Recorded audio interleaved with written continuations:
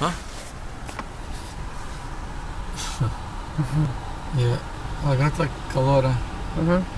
Só foi isso, é interessante, é? Porque o ramo de genealogy, né? Vem dos...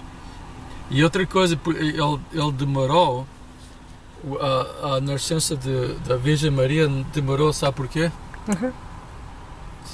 Porque ele sabia que estava vindo, estava quase vindo, porque os profetas estavam a dizer, está quase, está quase, está quase. É preciso, sabe o quê? Porque é que demorou? Por causa do Sen. O Sen faz demorar o genealogia, porque tem o ramo, né? Tem os santos, tem as pessoas holy, mas depois tem alguma pessoa no ramo que Sen. Depois essa pessoa tem que confess. Depois confessa e fazer penas e isso tudo. Isso essa pessoa do ramo como é que se diz? Consertado.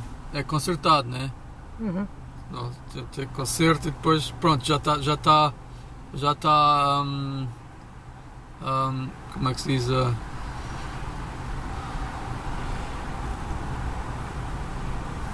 Tem que ser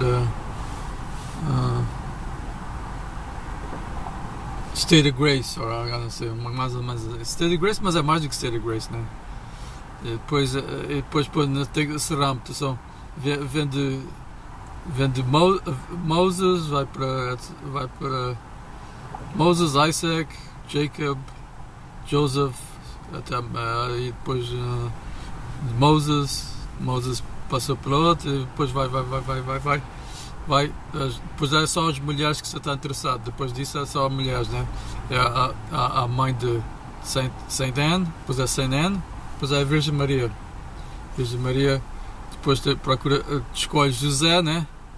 José é escolhido por causa também daquela flor, aparece a flor, né?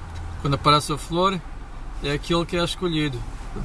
Tem vários pretendidos para a Virgem Maria, mas só José é que tem aquela planta que cria a flor, né? Quando cria a flor, pronto, é escolhido, pronto, são os dois. É assim, sim.